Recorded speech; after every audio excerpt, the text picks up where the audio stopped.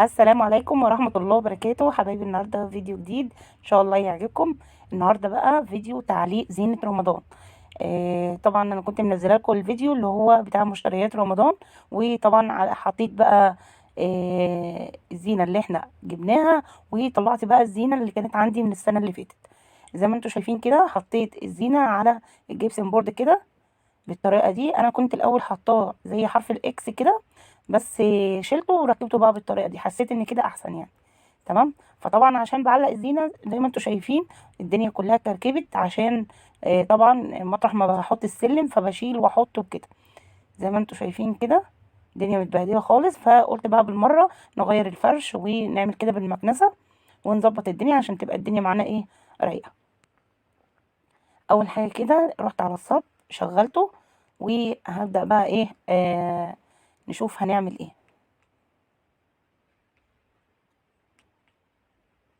تعالوا بقى معايا نشوف طلعنا ايه عشان نفرشه. طلعت المفارش اللي هي الفرو دي. المفارش دي انا كنت جايبه قماش وانا اللي مخيطاها، فزي غيار يعني كده اللي على الكراسي بتاعت الصالون. هبدا بقى اشيل كل اللي على الصالون وعلى الترابيزات، وهحط بقى الفرش ده.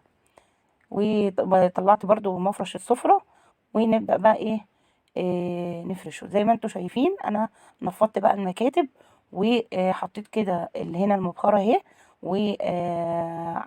ونضفت الدنيا من فوق، وهنبدا بقى نعملها بالمكنسه. خليكم معايا. طبعا كنت خلصت رحت بقى على الاوضه التانية. كان برضو من ضمن الحاجات اللي انا عايزه اعملها، كان عندي فوانيس من السنه اللي فاتت، فجبت لها قماش وقلت هجددها. طبعا دي كانت محطوطه في البلكونه، فطبعا الشمس كلتها، كلت القماش وخليته مجرب زي ما انتم شايفين كده. ده كده فانوس بالشكل ده، وفانوس برضو اللي هو عامل زي القبه بتاعه الجامع. فطبعا مش هينفع ان انا ارميهم. انا بعمل ايه، بفك القماش بتاعه كل سنه وببدا اجدده. السنه دي بقى قلت هغير اللون الاحمر، لان انا بقالي كذا سنه بعمل اللون الاحمر بس. فجبت بقى القماش الازرق ده، حسيت ان هو يعني لونه مزهزه اكتر من الاحمر كمان، ومنه تغيير. فجبت حوالي 3 متر من القماش، وجبت طبعا الفرنشه بتاعته. بالنسبه للفرنشه القديمه انا ما رميتهاش، انا فكيتها وبعد كده غسلتها وبدات اكمل برضو لو حاجه ناقصاني. هنا خلاص كنت طبعا عملته، وعملت له فكره كده من تحت، طولت القماش شويه وقصيته بالشكل اللي انتوا شايفينه ده. قلت يعني اغير من شكله ايه شويه. ايه رايكم؟ بصوا الشكل بتاعه في منتهى الجمال. ده بقى الشكل التاني. عايزه اقول لكم اللون يعني الله اكبر، يعني على الطبيعه كمان احلى من كده. وحلوه برضو الفكره اللي هي بتاعت الشراشيب دي اللي من تحت. زي ما انتوا شايفين هبدأ بس ايه نحضر بقى الدواية واللونط. وده كده شكلهم هم محطوطين يعني في منتهى الجمال بصراحة. هنا بقى ركبت له لنضة بيضة كده. تمام. انا ركبت اللنضة دي مؤقتا عقبال ما اجيب له اللنض اللي هي اللي اسمها الديسكو، اللي هي بتدي كذا لون مع بعض. حطيت لكم بس اللنضة كده عشان اوريكم شكله عامل ازاي في الاضاءة. عايزه اقول لكم والله الكاميرا ظلماه، مش عارفه ليه. الكاميرا بصراحه مخليه الالوان مش واضحه. ده شكله كده. بصوا التفاصيل بتاعته. بالنسبه للفوانيس دي لو عايزه تعمليها في البيت، هتجيب الحديد من العتبه وبتجيب القماش وبتبقى تبداي تقفليه بالقماش والفرنش عليه. هيوفر معاكي كتير احسن ما تجيبيه من العتبه، بيبقى غالي دلوقتي، الاسعار راحت في داهيه بصراحه. هنا بقى خلاص بعد ما علقت الزينه حطيت بقى الشبكه كده على الشباك. وهنا طبعا الفانوس، وحطيت المصحف بتاع رمضان، المصحف بتاع القرآن انا اسفة. بصوا حطيته بالشكل ده على السفرة.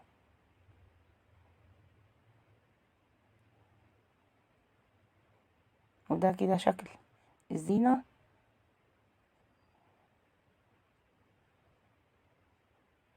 عايزة اقول لكم ان بعد ما جبت الزينة دي كان في اشكال لقيتها يعني احلى من كده، بس للاسف بقى كنت جبته وخلاص. فعملت ايه، جبت تاني للأوضة بتاعة الليفنج، هوريها لكم دلوقتي. اشكالها حلوة جدا. ده كده زي ما انتوا شايفين. حطيت بس الفانوس هنا كده عشان اوريكم بس في التصوير، وشغلت اللي هي علبة المناديل الإضاءة بتاعتها.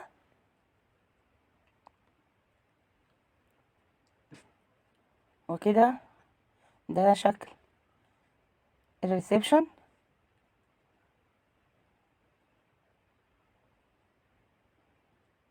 تعالوا معايا كده.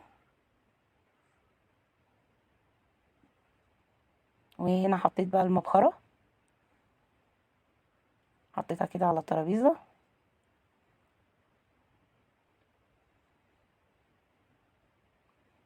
زي ما انتوا شايفين كده.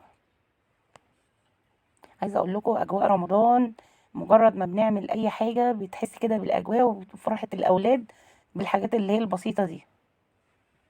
فمش لازم بقى، انا بيني وبينكم طبعا كتير قنوات جابت بقى اللي هو فرش الانتريه والركنه لرمضان وكده.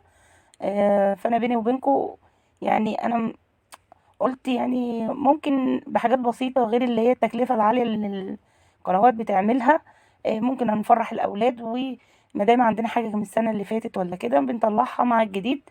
ويعني كده كده أنا يعني حبيت إن أنا لو هجيب جديد أجيب بقى للعيد.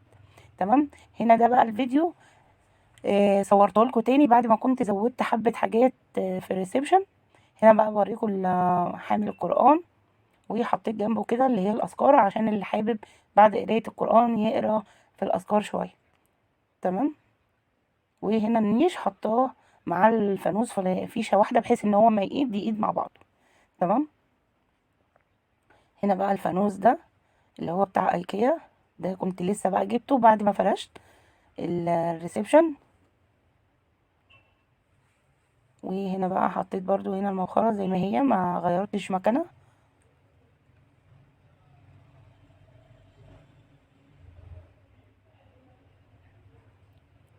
هي حاجات بسيطة بس في منتهى الجمال. حاطة طبعا الطبق اللي هو زي العياشة ده كنت عاملاه من ورق الخيامية مع حاجات تانية هوريها لكم. كنت عاملاه برضو من حوالي سنتين ولسه موجودة لغاية عندي، لأن الحاجة بتاعت رمضان مجرد ما رمضان بيخلص أنا بشيلها، وبعد كده ببدأ أحطها كل سنة عشان تفضل إيه يعني، تفضل معايا.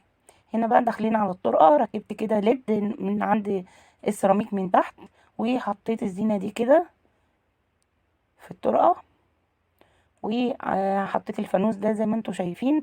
الفوانيس دي انا كنت جايباها مع الفوانيس الكبيره، كنت جايبه 3 صغيرين. وطبعا القماش برضو بتاعهم كان باظ، فالبواقي بتاعه القماش عملت بيهم بقى الفوانيس الصغيره. هنا بقى حطيت التعليقات دي برضو انا كنت عاملاها بقول لكم من سنتين. كنت جايبه القماش اللي هو عباره عن مربعات وعملته كده زي تعليقات، حطيت الفرنشه حواليه بالشكل ده. دول برضك بعلقهم كل سنه. وهنا بقى طمطم، دي طبعا كنت جايباها لبنتي من قيمة سنتين ولسه موجودة عندي، علقتها كده على الباب. وحطيت على الرفوف دي طبعا القماش اللي اتبقى يعتبر ما هدرتش منه حاجة، كل حتة فيه انا استنفعت بيها. عملت المفارش بالطريقة دي. وحطيت فرع النور اللي احنا كنا شايفينه في المشتريات اللي انا قلت لكم ان هو 15 متر. عايزه اقول لكم فارش الاوضه كلها زي ما انتم شايفين كده. وحطيت بقى الفانوس كده في النص، وفوق الشاشه برضو حطيت الجامع. هنا برضو بصوا بقى الزينة دي اللي انا جبتها بعد الزينة اللي احنا علقناها في الريسبشن، او يعتبر الزينة دي انا ما وريتها لكمش في المشتريات. زي ما انتوا شايفين بقى عليها ايه شخصيات رمضان، وبصراحة دي عجباني جدا احلى كمان من اللي بره. بصوا مديه شكل حلو جدا. حطيت بقى النور كده مع الزينة، يا جو رمضاني رمضاني. تمام.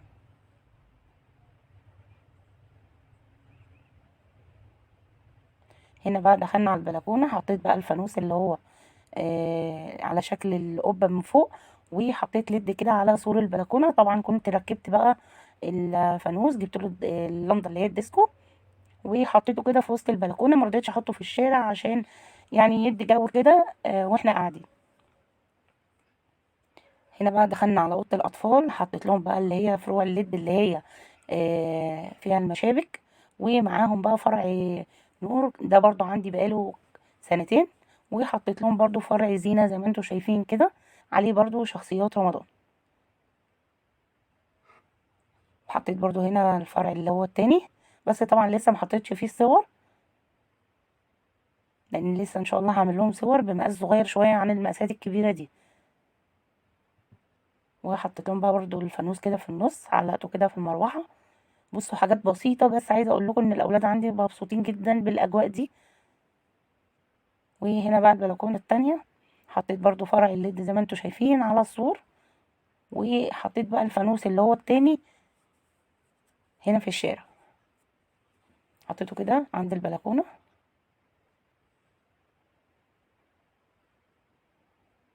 بصوا الشكل بتاعه. عايزه اقول لكم والله التصوير ظالم الحاجه بصراحه. بصوا جميل في منتهى الجمال. ده بقى كان فيديو النهارده، اتمنى بقى ان الفيديو يكون عجبكم، وما تنسونيش بقى في اللايك والشير، واقول لكم مع السلامه.